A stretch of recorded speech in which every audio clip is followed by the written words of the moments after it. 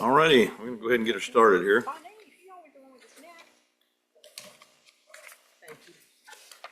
Is everybody ready? Yes, sir. All right.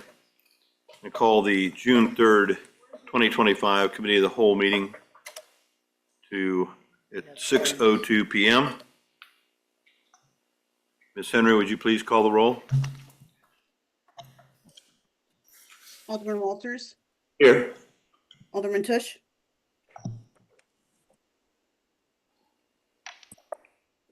Not here. Muted.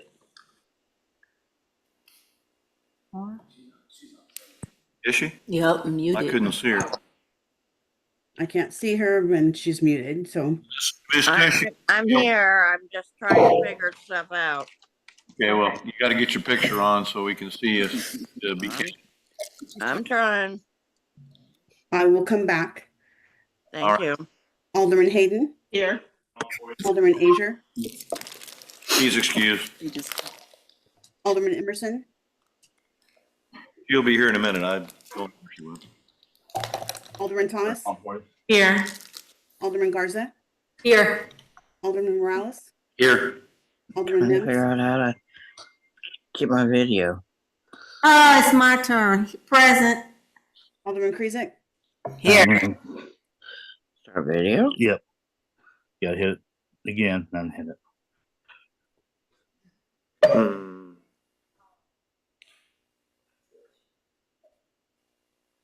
Yeah, we got her muted anyway. Okay, so we're gonna get started. Go ahead. I got it. You're good. No, you're good.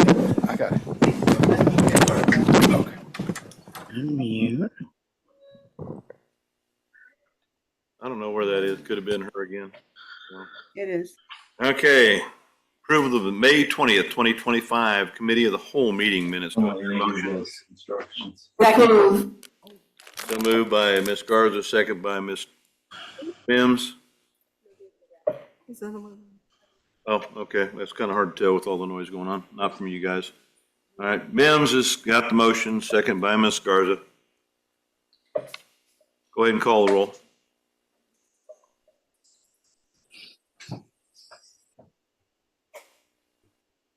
Alderman Mims, Yes.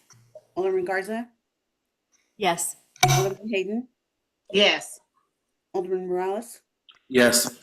Alderman Thomas, Yes. Alderman Emerson, Alderman Walters, Abstain. Alderman Krizek, Here. No, yes or no? Alderman Tush, I can't see your picture. I'm sorry. I'm trying to figure out how to. I understand. I'll catch you on the next time around. Okay. Okay, motion approved. Move on to the design build policy by Robinson Camp. I'm sorry, Public Works Director. So before we get started, I just wanted to talk about what we have here tonight. So you have two items on your agenda: design build policy. Design build is something that's been used. Hang on just a second. Sure. Ms. Tush, whoever's helping you there, would you kindly mute yourself until you got your picture going, because we can hear. Thank you. It's a project delivery that's been used probably the past 20 plus years. As we were looking at different delivery methods for your upcoming bond projects, along with other projects you have coming in the future, we found out we do not have that as a authority within our purchasing policy. So Rob will be kind of explaining that, wanted to decide whether or not you as a board want to move forward with that. It's no financial impact, but it's something to it's another tool for your project delivery. The other one is OpenGov, which was on your budget, which has been there for a while, and looking to move forward. It's a project, also goes back to your project delivery, but it's a software that can be utilized for that. So I'll let Rob move from there.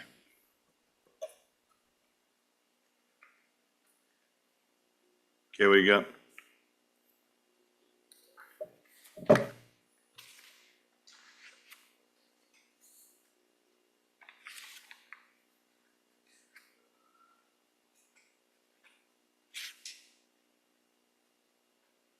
Good evening.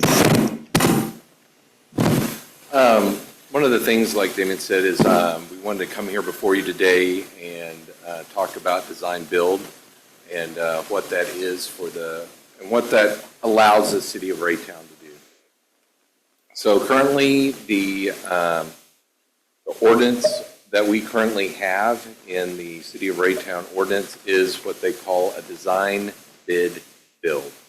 So basically, we have to design something with the engineers, then take that and go out for bid, and then we build it from that. So that's how the Missouri state statute states, and that's what we have to follow in order to the process. So all the bids that I've been presenting towards you on each case has followed this process. Now, there is another ways you can do bid packages, and that's design build, which I'm getting ready to discuss here in a little bit. So again, definition of design bid build. An example would be, first you take your engineers, architects, you sit and stand, and you decide, this is exactly what I want to design. I'm going to use the example of $200,000. Currently, we're working through the amount of what our minimum and maximums could be, and it also depends on what areas of bidding you're allowed to do. So if you're doing water, sanitary, sewer, I think it's limited at $1 million. There's, for public works, it's different aspects of what levels of money you're allowed to use the bid. So I'm not sure exactly what those are, but when we present that to you, we'll definitely line those out and make sure that that state statute is put into our ordinance. But currently, I'm just going to use $200,000 as an example. So our budget states that you have $200,000 for this design build. So as a engineer or public works director, I am not going to build something at exactly $200,000. I'm going to say, well, you know, it might come over, might come under, so I'm going to design it to where it's going to be around $185,000. So they come up with the plans.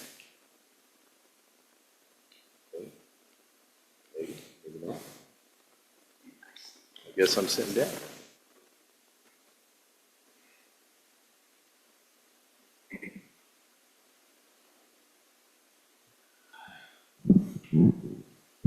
Love it when technology works. So, so after we do the design, we have plans, and the engineering will sit back and say, okay, this is what you told us to design. Through the different discussions that we have, we feel that this plan is going to be $185,000. So then we go to the next process, we go out for bids, and then it is exactly the $200,000. So then they bid it out. So those bids might come at different totals. So one might become $210,000. One might come in at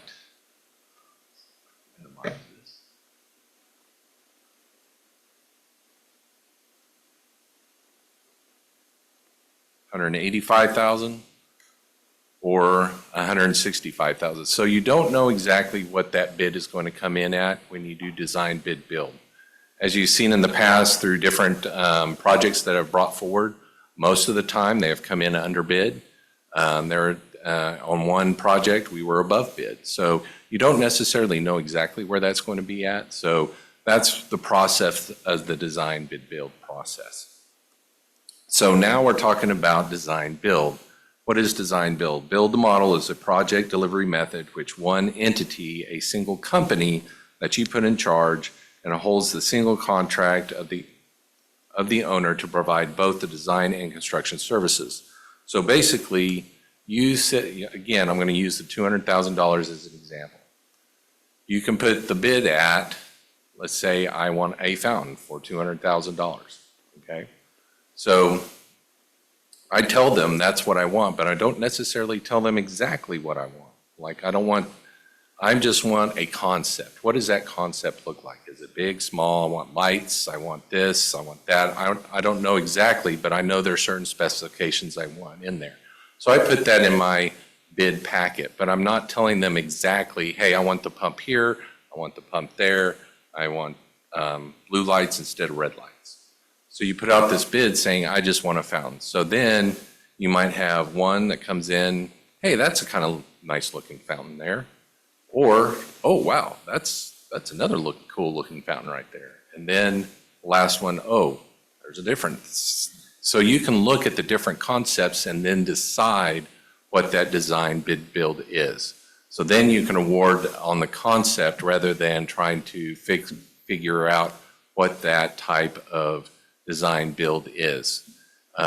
One of the things that we were kind of looking at for the fountain project, that's why I used this example, was that you could not, some people might have a different concept on what out front design for the fountain might look like. And I might come up with this brilliant design and get it out for bid, and then when I build it, people are like, that is not what we wanted. So this concept kind of helps us get to that process for the design build. There's also other examples that could have helped us a little bit better with the stormwater management, the geo bonds.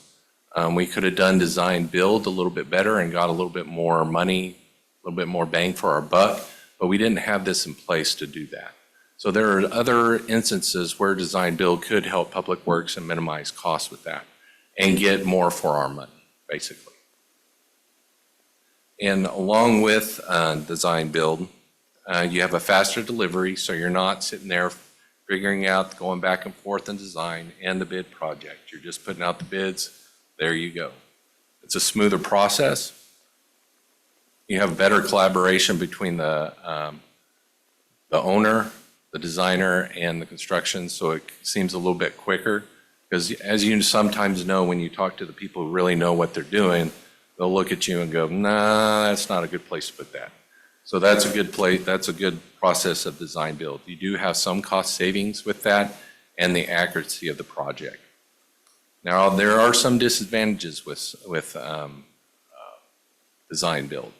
The owner loses control of design. So if I really want the pipe to be right here, they can say, nope, that's going to go right there because that's better for the project. So you don't have a lot of control on the design build. You might have a say in it, but again, it's the communication that goes along with it. There's less transparency in the cost. So when you do, like the example for $200,000, that's it. That's what there is. So I don't know what that's being spent on. Now, when it's a design bid build, they have to present all the costs and everything to us for that process to work. Design bid build has that oversight a little bit more.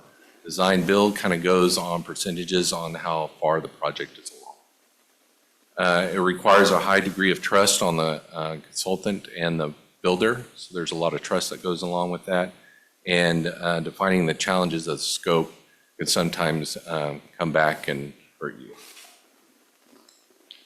So the reason why we don't have design bid build in our ordinance is because we are classified as a fourth class city. A fourth class city has to set specific guidelines. It just doesn't automatically follow the state statute. So anything that we do as a fourth class city, we have to actually spell out in our ordinance. So we have to address it so we can use it. Without this authorization or without this use, without any movement of the council, we could have some legal problems. So if I just decided, hey, I want to do design bid build, that's against state statute, which would cause us trouble. So what's the process? So Missouri does allow fourth classes to do procurement for projects. So the way that we have to do it is we have to identify it in our ordinance. So under state statute 8.285, it allows cities to adopt the design build procurement. So we are allowed to do that process, but we do have to put it into our ordinance. So again, it sets it for design bid build into our parameters and establishes by law that which the city follows. So in the design bid packet I gave to you, we had the purchasing policy update. So anything that was in this would be added. There's nothing in our current ordinance that that we currently have with the design build within that. So this ordinance that I have proposed is in front of you today. So I'm just asking for you guys to look through that, to make sure that you guys have any questions, concerns along the purchasing policy process. Again, I would work with finance and legal to make sure everything is how they would like it according to that process and how we would use it appropriately within the public works and other entities. So in conclusion, what questions do you guys have? Mr. Walters? Turn on your microphone, please. Oh, thank you for reminding me. I was on the board when we used design build for the old paramedic station down near 67th, a little bit further south than that, and Raytown Road. It's now being used by the fire department for their community paramedic. He's housed there, plus they also house some equipment. I think Jackson County also houses some equipment there too. It was a design build. That's what they explained it to us when we did. This was many years ago, when we started into the ambulance business as a city. And I got to tell you, it was pretty much a failure. The roof leaked. There was a hill to the back of it, which caused flooding to come inside the building from the back side of the building. Now, I'm not saying that that doesn't mean it won't work. I think that we probably just didn't do a good job of getting it done, or else we were disappointed greatly by the people who were doing it. But do we still have safeguards? We'll be on top of the project even though they're doing it. Yes, all the bid bonds, all the statutory stuff that we currently had do also apply to the design bid build process. So those same requirements do follow the design build process. So the bonds give us the protection of Yes, them that's having correct. to make it right. Okay, that's good, because I don't think they took advantage of it or knew that they could at the time, because it was many years ago. Laws may have changed since then as well. From what you said, I believe they probably have. When I first read this, I was thinking this would work really good for storm sewers and small street construction and stuff like that, because I know that our own people know the stuff inside out. When it comes to peculiar things like a fountain, it's going to take some degree of expertise. You want to find people that's built fountains and say, show me what you've done, and go look at it, and then go from there. So I think it's probably a good idea. It'd probably save us some money.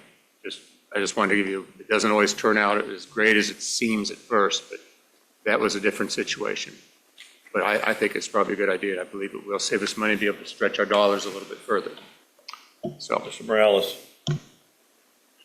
Is this an either or would updating this allow us to use one method in one circumstance and another in This was allow us to do that process. Okay. I believe currently the current system, the way that it's written currently, is that I have to come before the board before I choose this type of method. And so when we do that, you would be well aware that this is going to be a design build process rather than a design bid build. So you would know immediately before I put it out for bids for that process. Are there projects that would be advantageous to use the current process versus this one that you're suggesting? Yes, there's processes on both ways that could benefit. It just kind of depends on the project. A good example is the sanitary sewer system. I'm just going to use that as an example. So when we do our sanitary sewer evaluation process on a sanitary sewer system, so right now I've done the evaluation. I already know where those items are going to be at. So I don't necessarily have to, quote, design the new sewer system. So I can go design build for lining sanitary sewer systems, fixing broken sewer mains, because we're not necessarily redesigning the sanitary sewer system. We're just build and replace. So that would definitely be a better aspect to use for our sanitary sewer systems. Now, like say, for instance, the PD Annex building, I would not necessarily call that one a great design build process because, I don't know everything about law enforcement. So it was very informative to listen to the police department and see what they had to do rather than depending on me to advocate for the police. So we were all involved in that process, and we knew exactly what we wanted when we started the project. We talked with the engineers, architects, this is what we needed, and we came out with a good product at the end. So there are instances where it's a good process for design, bid, build, and there are good instances where it's design, bid. You're welcome. Ms. Emerson? Thank you. I have two problems with this. First of all, do we not have a contract with 3 different organizations to give us this information? I So thought we passed they an are- ordinance. So we have an on-call contract with our engineering firms so that we can choose to use them or choose not to. It's not a pay as payment and then we get to use them however. So if we choose not to use them anymore, we don't pay them. And my other problem is the stipends that you say in here, even if they don't get to do the contract, we have to pay them money. I think that's absolutely wrong. Could you elaborate where that is at?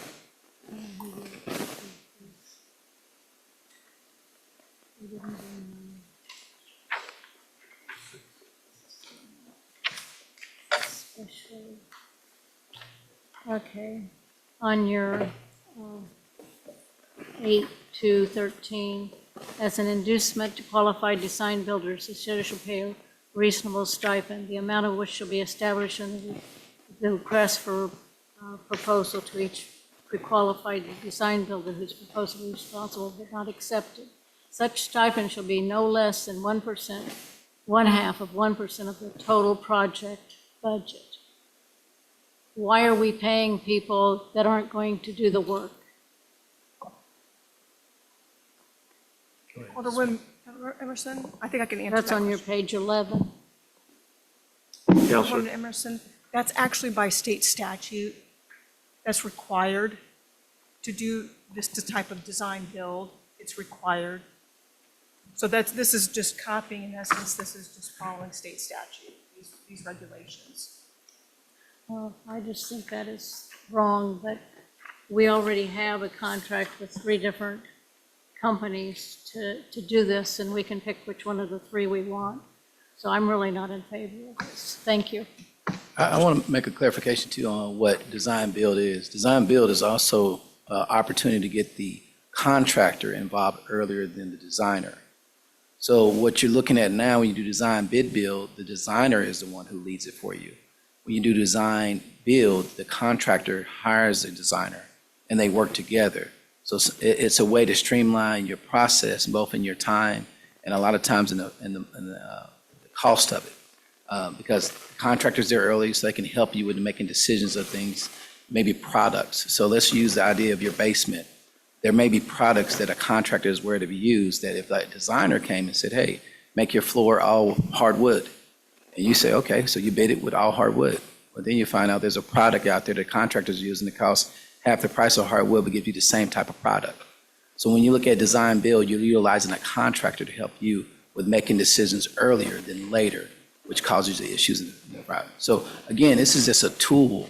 It's not a requirement that you utilize it, but it's a pick and choose, because without having that tool, it kind of makes it harder if you decide to do something a little bit different or something that you're not, that you need. And I thought the idea of what Rob just said about the sanitary sewer is a very good example, that typically with our sanitary sewers, for us to do a designer, we're paying them upfront $200-something thousand to tell us something that we already kind of know what we're doing. But if we hire that contractor earlier, they bring in a designer as needed in order to do the product.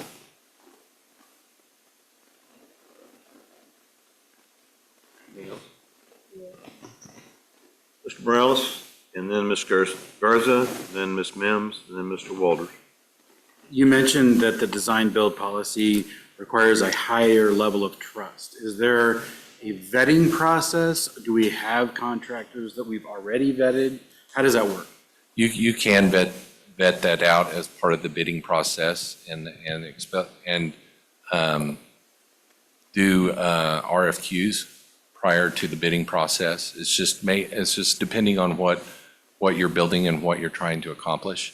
It's just like with any other contractor. I mean, you have to do your background checks. You have to follow up with anything that you're doing. There are times, even with the design bid build process, you have to, even though that might be the lowest bid, you might be going, that's not the guy I want. So, I mean, no matter which way you look at it, either whether it's design build or design bid build, you're still going to have that process of vetting, making sure that when I said the amount of trust, it's just a matter of putting that understanding that the contractor knows what they're doing. Ms. Garza? You kind of answered my question, because I know as a governmental entity, we always struggle with like lowest and best, right? Right. So just because they're the lowest doesn't necessarily mean they're the best, and just Correct. because they're the best doesn't mean they're the lowest. And so it's a conundrum, I think, that we're always facing here as we look at these things. I think the other thing is that I know we do have the 3 entities that are already on contract call. So if we need them, we call them, but I don't necessarily know if it ever hurts to have more options, because sometimes the bid will come in differently from other entities. And us being able to explore that might be worth it if it can save us some money. We have been doing that. We've looked at other entities and helping us achieve what we need. Currently, we actually have 4 entities that we are in contract with. We have GBA, LAMP, Walter P. Moore, and Finnis. Those are the 4 general engineer contracts. Our 2 architects are SFS and WSKF architects. So those are the ones that we have contracts with. We do utilize other engineering companies like Call Valley Engineering. The next pay period, or next meeting, I'm bringing forward from HG Consultants, which is another engineering firm. So we are reaching out. We do look at other entities that can benefit us, and we also look at what they've produced in the past. And so we're not closed-minded on just looking at the ones that we have. We are branching out with other entities, because I think it's very important for us to make sure that we are getting our money's worth. Thank you. You're welcome. Ms. Mims? How many do we have on payroll? Excuse me, I'm going to be a little dumb right about now, since that's what's expected. How many contractors are we having right now that we pay on? So that's a tricky question, because if you're saying that we pay them to be our engineers, that is not necessarily true. We have an on-call contract. So then when we have a contract with them, then that allows us to not have to go out for bids to access their support. So currently, out of the contracts that we currently have with our engineers, we have 3 contracts that we are currently using. We have Walter P. Moore, GBA, Lamp Nerson. We also have Call Valley. So on top of us having in-house engineers, so we do outsource, or do we outsource more than we use inside? We outsource everything. We only have 1 engineer on staff.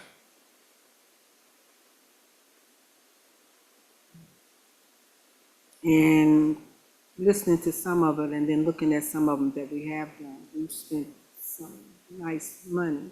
And I'm just cognizant on our spending and how our funding, our budget is going to be looking in the next year or so with everything that's going on. I just want to make sure that we're able to afford as moving forward with something like this. So I would like more information on it before I make a decision. So when you talk about money spending, this has to deal with projects. So we won't utilize any more money for either a design bid build or a design build process. Doesn't matter which process you use, It just goes towards the project itself. So if you are budgeting, let's take, for example, if in the past 5 years, you've had $1.5 million and you want to cut back to $1 million, that does not necessarily mean that you're cutting $1 million or $500,000 in engineering fees. That just means you're cutting $500,000 in your project. So we have to tailor our projects accordingly to meet that design bid build process or the design build process. What we're saying is sometimes that design build process could save us money when we do that, when you're cutting back from 1.5 to 1 million. Doesn't matter what amounts you have in cutting back the funding, it's just a matter of how are you getting from point A to point B.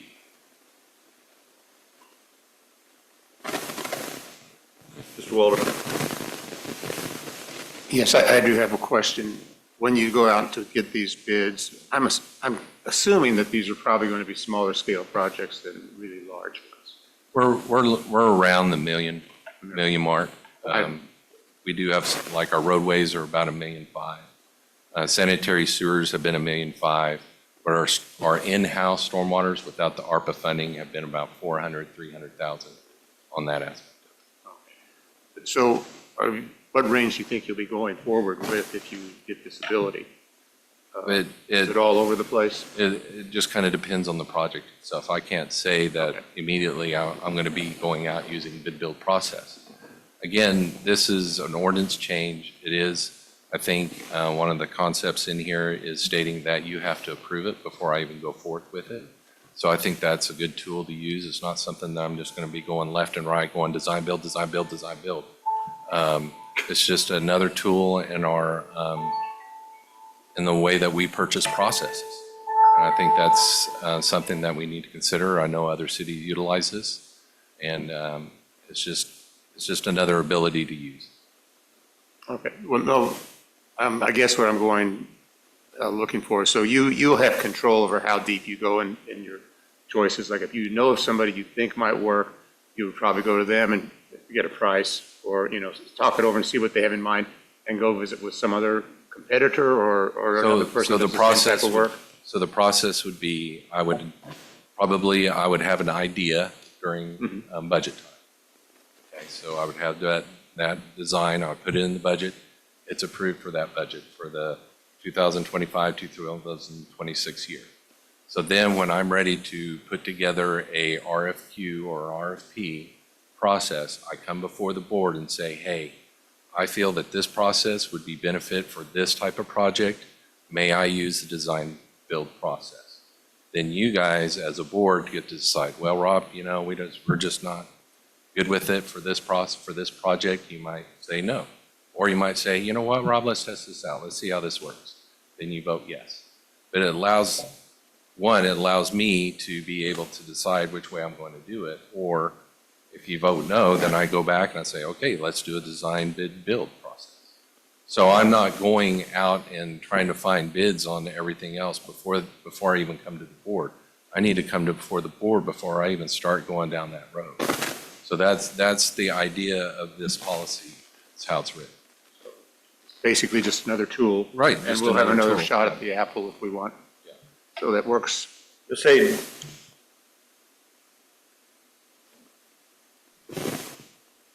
Okay, just so that I can clarify. So our ordinance is the design, bid, and build. We want to change the ordinance to add the design bid option. That is correct. Okay, and so once we do that, I'm trying to understand how we save money with the design bid. The design build. So in your example, you said it was $200,000. That was, and I guess we come up with that amount, the design, and then we send it out and say, who can do this project for the $200,000? That is correct, yeah. So we lose the ability to go with the best, the lowest bidder, best bidder, right? So in your example, you said somebody came at 165, somebody else came in 185. We went with the 185,000. So we get go back and say, okay, well, they can do it for 185,000 because they've already agreed to do it for 200,000. Can I give you another way to look at that? Okay, Because we do struggle with lowest and best. So in the state of Missouri, if we do lowest and best, we got to go with that unless you can prove that the other person is not qualified as a contractor. So with this portion, you go up front with deciding which qualified contractor you're going to go with based off that criteria and who they are, based off their past history and what they are. With us currently, if you do design bid build, which it does, well, again, this is just an option. I mean, you can vet it as you go it, but you should vet it based off the project. Because if you try to generalize it and vet it off of this example, you will really not look at your actual benefit of having it. This can be used at certain times, but not at every single option. It should not be used. That's why okay. more So than one basically, option. we just want to add an additional option. We're not going to go with that every time unless we think that it's going to be best for us. Yeah, yes, I agree. It's something, it's just an option. And honestly, I didn't even realize we didn't have to go to you all to ask for it because I've always used it as an option for the past 20 years. But evidently, based off of the state statute, we have to come to the board and ask it, and that's why we're coming to ask. And before we bring it to you as a actual ordinance to change your purchasing policy. But it's strictly just an option. But I will say that when you go up front and know what type of contract you're getting, they got to show their qualifications. So in that $200,000 example, typically you may be able to save money on things like your design because that's up under that contractor instead of up under the designer. Because the designer, you're going to pay the designer. Then you go, and then from there, you pay $200,000. Then from there, then there you bid, and then you may get $165,000, but you've also paid a designer whatever amount you paid them. So in this case, you're asking for that fountain to be designed and constructed for $200,000. The other case, you already paid $40,000 to get a design. Then you bid it with the idea that it may cost $200,000, and even if you get that $165,000, you still kind of come around with that same amount. So. Gotcha. So you already paid $40,000 to design. There you go. So, and it's not in every situation. It definitely is something that Rob and his staff will have to look at as to what will be a good scenario to bring that before you all.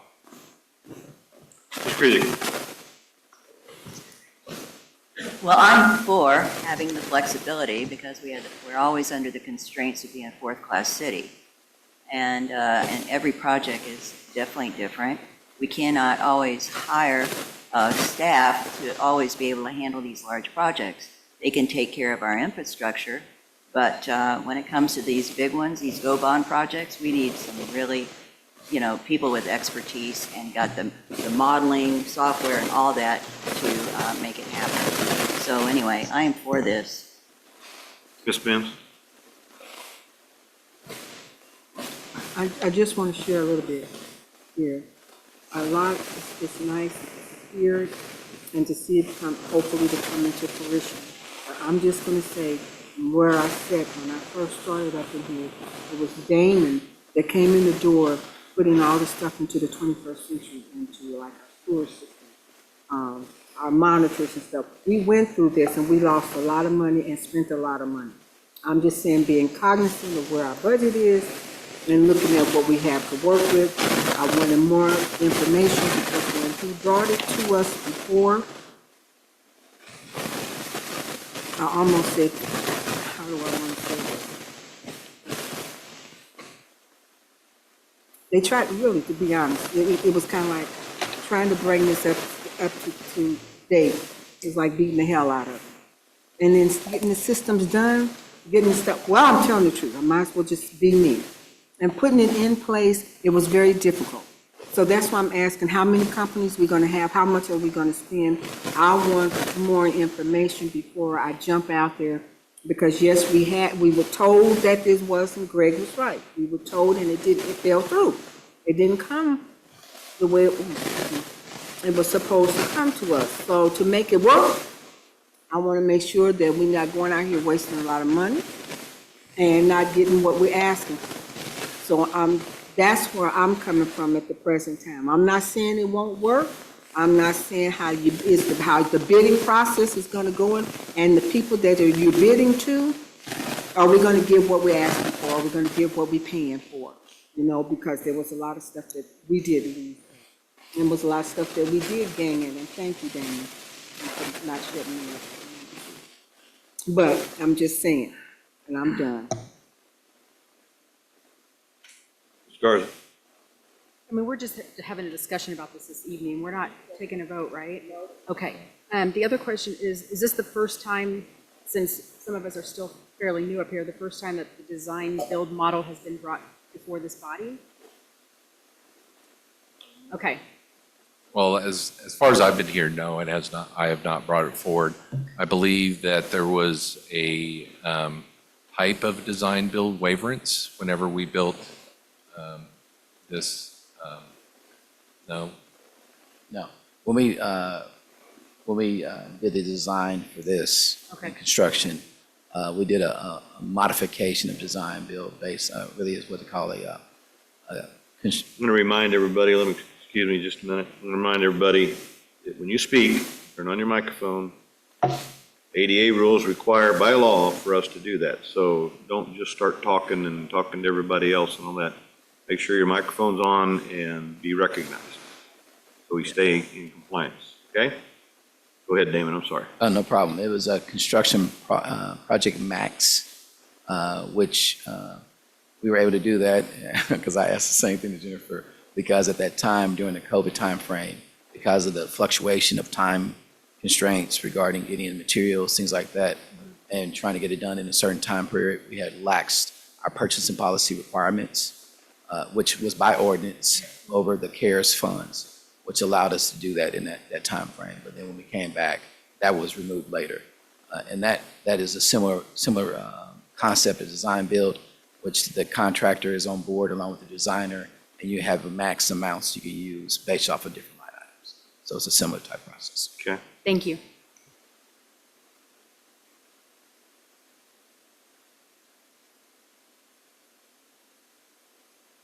We'll be right back.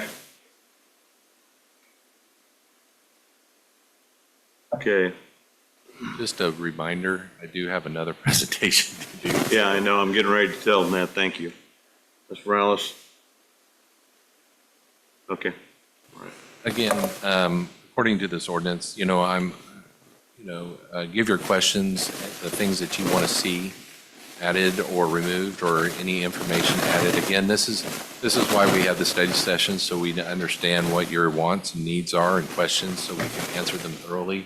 I wanted to make sure that you understood what the ordinance was, and to make sure that if this is something that we want to go forward with or not go forward with. So I will definitely wait your questions and things that you might want to change when you present those to Diane. Mr. Morales? Just as a point of clarity, I like the idea of having more tools in our toolbox. So project by project, you're going to say this is the version of this that we're using, why you're going about doing that. So, I mean, you've already mentioned that you're going to notify us. So Right. we don't just presenting or creating this as an option just opens our toolbox. We can still continue to have this conversation. Right, I can dependent still on the use the project. design. For the most part, most of my projects that I see down the road are going to be. The one part that I wanted to use the design build process is for the fountain, because because everybody has an opinion of what they want to see for the fountain. So I kind of already had a concept, and I showed it to a couple of people. I thought it was the greatest thing ever. People were looking at me like, Rob, what were you thinking? This is not something we really want. So how do I get a lot of people to decide on concept during just design and then going out for bid? Everybody's going to have a different opinion. So if you do design build, you can say, hey, I want a fountain, I want a design, what's that concept? You present me the concept that I want. And then as a committee, we can say, oh, as a committee, we really like this fountain. I want you to build this fountain. We already know what that budget amount is. That's what we want. Another good example, what I would consider a design build process, is splash pads. Splash pads are a good example. If I design a splash pad for again, 200,000, or design it for 165, and I say, I'm gonna bid those three different things. If I say I have 200,000, I want you to build me the best splash pad I have. And each one of those people are gonna give you a bid, but one might have 6 items in it. Another one might have 8. Another might have 12. Well, if I designed it with 12, I might have put it at the design bid at 220,000. So when you say you have 200,000, you can say in that bid build packet, say you are not supposed to go over 200,000. So that is an option. I'm just saying that's not everything that we're going to use. I'm just saying that's an option that we can use. That's something that Dave could use. That's something that I could use. That's something that anybody else could use. Are we going to use it all the time? No. But I would just like that option to be able to do. All right, we've got 10 minutes before we start our meeting. Thank you very much for that presentation. Give us your next. All right.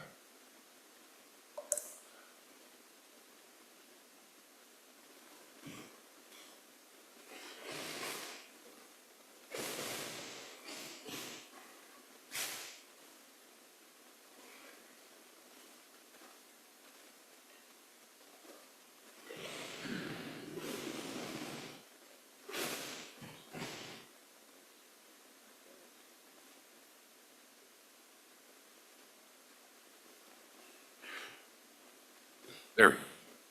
I do have, Teresa, I do have a couple of people that are supposed to be part of this presentation. They're as presented, they should be as presenters, to be able to present. It looks like Nate has entered. Yes. I think Michael sent requests to the others. I'm not sure if they're entering. They've been invited. Okay. So today, I'm bringing forward to systems upgrade for our asset management system called OpenGov. So currently, we have Nate, Kennedy, and Chris with all of OpenGov. They are here as backup support to any other questions. I was hoping I'd have a little bit more time to kind of show what the system is, but I'm just going to try to go through this as fast as possible so you guys can at least get the idea and maybe questions after. The idea is for OpenGov is to have an outward-facing interaction with the residents while streamlining public work orders and public works. That's one thing that we currently do not have. If you guys remember, Diane gave a presentation for her software program and how much more activity she had with her building permits and stuff. So we started looking at that and going, hey, maybe this is something that we can do. So we looked at different organizations and tried to figure out what the best attributes that we can use for that. But I don't want to put down CityWorks, because CityWorks has done a really good tool to use. It's really benefited on how we work. So we've improved our asset management, keeping real-time track of management, our efficiency, so we're able to address people's work orders efficiently. So whenever we put it in there, we have a time frame stamp so things don't get thrown in the stack of sheets per se.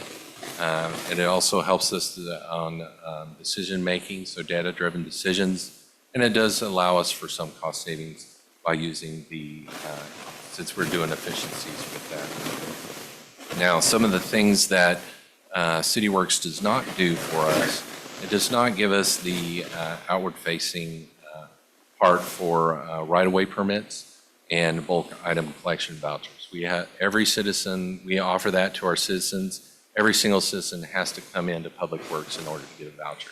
It would be beneficial to the resident to be able to go online, get a voucher, get everything scheduled, making us not the middleman for that aspect of it. So trying to get that outward facing to the residents, I think, is very important.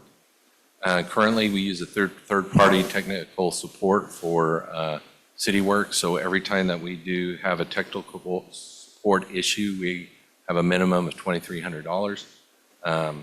It's a little hard. It always turns me whenever we have to pay that tech support for CityWorks, but that's something that we have to budget every year. We currently have $25,000 to $30,000 a year for that technical support for CityWorks. Right now, we do not have Missouri 811 integrated into our CityWorks. So currently, it's through emails. You have to print them out, spend about 20 minutes, 30 minutes doing everything, and then coming back to the office, printing everything out, and then submitting it back to 811. This cost savings will save us about 30 to 40 hours if we use this product. Currently, we do not have a GIS person, so whenever CityWorks is totally supportive of GIS, so it's piggyback. So anything that we have to update in CityWorks, we have to also update in our GIS system. And we cannot do reports on the fly. We have to use a third party again to do our reports. So what is OpenGov Cloud? So these are all the different types of software attributes that OpenGov currently has. We are looking at the enterprise asset management, which is CityWorks, and the permit licensing, which we also have with CityWorks, but it does not have the outward-facing process. Their mission is their job is mission-driven, customer-centric, and usually they have really good oriented results that they've used in the past. These are all the current asset management that we would be using with OpenGov. We currently use all these in CityWorks. So this basically isn't going to change as part of losing any type of asset management, transferring from OpenGov to CityWorks. So the permit and licensing for us, the only thing that we're utilizing is the Public Works right-of-way and the online vouchers. So looking at this, one of the things that I've heard over and over from Ms. Nims is cost savings, cost savings. What can we do with cost savings? So when I was looking at this different software, I was like, I am not going to be able to get anything done if I can't get any cost savings out of this. So when we looked at this and over the tax dollars, if we implemented this software with the count that we're doing with CityWorks versus OpenGov, we're estimating about $18,000 a year in savings. We're talking about online software type savings. And after the first year, we're going to average about $41,000 a year after that. So there is cost savings from transferring from CityWorks to OpenGov, as well as having an online portal for right-of-way permits and bulk pickup. Also being able to have faster response times. We do have problems connecting with CityWorks from time to time. Parks has definitely made that a big notion in our aspect of the using of that program, so that whenever we transferred over, we wanted to make sure that that was not a continued issue. Also the benefits of transferring over is the efficiency is 811, which would basically the time savings of basically $14,000. That's how much time he spent. We took that time, how much is savings, put that up, and that's how much time that he's utilizing with that software. Being able to customize the outward-facing dashboard for the citizens. One thing that CityWorks does is we have to pay for every individual user, and then we have to pay an individual user for GIS. For OpenGov, we just pay one license, unlimited users. So contractors can use this, admin can use this. So we could give you user rights to be able to lock in, see where different projects are, have a dashboard that would reflect that type of information that you're looking for. So we couldn't do that because, trying to give everybody access to CityWorks would be costly. So how does that apply for deployment method? So the biggest thing, again, is we want more bang for our buck. If we're going to put out the money, what am I going to see in that? And from what I gathered from the last time we implemented software, it took us about 1.5 years before you guys saw anything. To me, that is unacceptable. So whenever we were doing this deployment method, the first thing that we would do is make sure that we had the outward-facing portion of it. We would look at the permitting and licensing that was supposed to be done within 3 or 4 months after purchasing. Not sure what the static is. Yep. But That's the first part of our project management, is trying to get that outward facing as fast as we can. So therefore, we're getting our bang for our buck. Then the other process is changing over what we currently have in CityWorks over to OpenGov. That process takes about, we're hoping in 8 months, 6 months. It just kind of depends on how fast we work with them, how easy the data transfer is. Since we are a user of electronic data, it shouldn't be much hard of a learning curve, but when I was talking to them, it's kind of hit and miss. So they put the longest term down as far as the asset management timeframe, but go live with everything. Now, part of, again, all the technical support, everything, creating reports, creating everything is all in-house, so no extra fees that we're having to do with that, as well as extra users. OpenGov also has webinars, technical support that we can visit, so if we're having problems in-house, we don't necessarily have to pay. We can go to different things in online aspects. We do this. Now, this is the biggest thing when we're putting this together. This is what I call the ROI, return on investment. If we look at, we're paying, we're comparing apples to apples. You have OpenGov over the last 5 years. Whenever you look at any ROI, you're looking at 5 years. So if we were to use OpenGov for the next 5 years, it's going to cost us $480,000. If we continue to use CityWorks for the next 5 years, that's $90,000. That extra that we would have to pay, and that's including with OpenGov with the onboarding process. So saving $90,000 within the next 5 years, as well as doing better performance on 811, outward facing. I think this is something that I felt that I could bring forward to you and see if this is something that you would consider me going forward with. Again, you know, this is a budgeted item of $190,000, and the current price that we were looking at is around $175,000. Thank you. Okay, so we're not running over too far. I'm going to give it about 5 minutes to ask your questions, get answers on this. So I'm going to start off with Ms. Emerson, then Ms. Garza, and then Ms. Krizik. And anyone else up there, kind of give me a signal. Let me know if you want to speak. Ms. Emerson. Well, CityWorks, I believe, if I'm not mistaken, and our city clerk could verify this, it came before the board in 2018. It was touted as doing everything for all departments. So far, we've spent almost $500,000, and the only people that are using it are Public Works and the Park departments. I would think that we would use that money that you want to spend to do some street repairs or something like that. I'm not for changing the program because it took so long. I mean, for years they did nothing, and then finally they started using it. And so I don't think transferring over to something new would be even remotely possible. Thank you. Ms. Garza? Yeah, I mean, I think you kind of answered the question already, but just for clarity, this will be replacing CityWorks, which is the current software system. And we still will have Tyler Technologies and ClearGov, or does it handle some of those components too?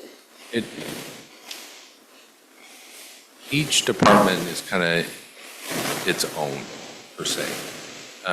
Tyler Technologies is used for code enforcement and also for finance.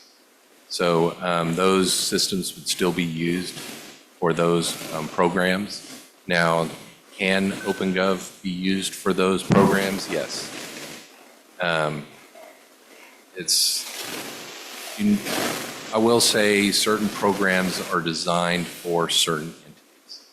You know, I can't, you know, one of the things that we kind of looked at with CityWorks with, let's say, fleet, for instance, it's not a fleet It's not a fleet thing, but can we make it work? Yes. You know, but is it going to have all the bells and whistles as a fleet program? No, it's not. Same way with the other departments. You know, it's something that Public Works can and will use.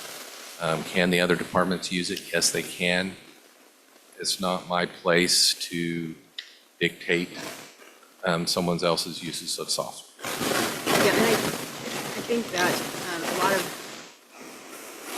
feedback I get from the in my is that it's so hard to interact on our website and so forth with a lot of people.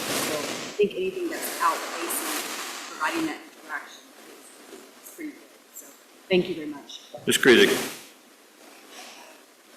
I think we need to discuss this more. I'm all about integration. From what I understand, the city has been pretty much invested in City Works, right? We have been invested in CityWorks, yes. Yeah, all the departments. All of Public Works departments. So when you say Public Works departments, that's Community stormwater, sanitary Just sewer, roads,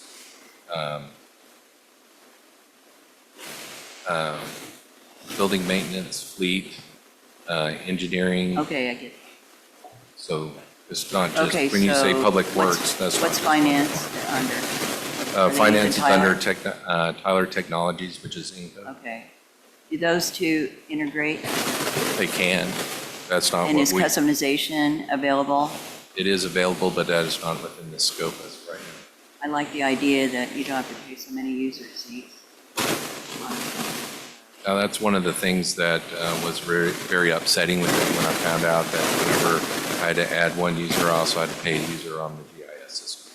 So you're having cost savings with that because you only have to pay one or two people on the GIS system as the user for OpenGov, and then you're utilizing, it's just a back and forth communication after that with the program. It's not based on the GIS, it's basically a communication back and forth. CityWorks is actually based out of the GIS system. So you have to create everything in the GIS system in order for CityWorks to work. Okay, like I said, it's bigger than some folks may realize. I mean, how much data did the other departments have to get from you guys? Are you just isolated? So can you expand on that a little bit more? Well, does finance have to tap into some of your records to, come up with, see, where is that? See, and that's a thing. For us to understand, I like to see what the whole infrastructure, how it works. So currently, that is not so there is a finance component in OpenGov for finance. Is that something that finance wants to do? That's between finance and them. Do they have the opportunity to use it? Yes, they do. Same way with OpenGov, same way with everything else. Like right now, even though that we have CityWorks, we're integrating with, Diane, help me out. Which program do you use for code enforcement? Tyler Industries. So on Tyler's, we use, they do their building inspection. Engineering used to just did some of the inspections, and we just did word of mouth. That's not something that I wanted to use, so now we're integrating into their software so we can communicate back and forth. So there is that sharing that's happening in between different departments, but again, it's software, depending on which department wants to partake in that. But can we communicate? Yes. Okay. Thank you for your time. Thanks. Mr. Morales, and then we're going to see what we're going to do with this, but we're going over. I agree that we might want to keep talking about this, but if we pay for a license for this program, does it already include all of the other, like the finance system and all the other systems? No, it does not. Okay, so those are additional. There's an additional fee that goes Well, I was with that. curious, is there a way in continuing to talk about this to see if there is a cost savings if other departments? In other words, that's what I'm going to suggest at this time, I would say, if, I Please would, turn on your microphone if you guys are going to talk to me. Hang on just a minute, David. That's what I was saying earlier, that it needed more discussion, but I'm gonna let you all Just so you, more than me. just so you'll all know, that for whatever reason, we're having, on Zoom and even in here, we're having some issues with how clear the things are. So what you just said, I couldn't really understand what you just said. So get you closer to the microphone for you. Even though I'm a little old-fashioned, I was saying that more discussion was gonna be needed because this was bigger than what has been shared Gotcha. with all the programs. Oh, Thank you, I just Mr. wanted to Mayor. make, I just want to make sure you were clear on that. Damon, what do you got? I just wanted to say, if you want to look at a program that would satisfy the entire city, that's a different situation. So right now, what he put out, meaning Public Works, and along with Parks, was put out an RFP for a response on what can help us with our asset management. So that was why they received that. Now, there are products that allow you to go beyond that, but you will need to put that all as RFP and really probably restart the process. Because right now, you have a budget software that you just signed up for a little over 2 months ago. That would be brand new budget software that'll be utilized. You also have Tyler Technologies that community development has done well on getting outward done, as far as getting it to where they need it to be, especially with the rental regulations. Like you all saw that they received the award for the rental regulations. That was through Tyler Technologies that community development received that award. So I agree with the more discussion, but it probably should either be centralized or probably give direction to Diane and staff to move forward with something much bigger, which would include all the departments. Okay, so we're at a point now. Does somebody want to make a motion to give direction to the staff? Second. What are you moving? We haven't even made a motion yet. That's not what I said. I said, who wants to make a motion? Miss Bims. Miss Bims. I was gonna say, I so moved for us to give them direction to bring us back some more information. Okay, And I'll second on that. Second.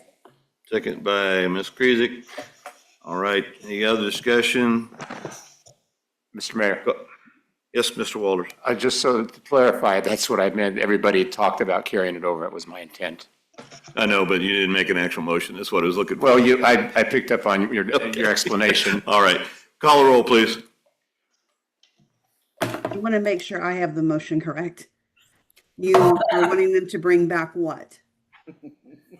To bring forth, Ms. Bims, make the entire motion so they know So exactly what you're making. To bring back, first to have more discussion, later to bring back for clarity on what all the technology can put forth. Does that include all of the, All the programs that we, and for all departments, yes. for all departments? Is that clear, Ms. Henry? As mud, yeah. Okay. All right, call the roll, please. Alderman Mims, Yes. Alderman Krizak, Yes. Alderman Tush, Yes. Alderman Emerson, Yes. Alderman Hayden, Yes.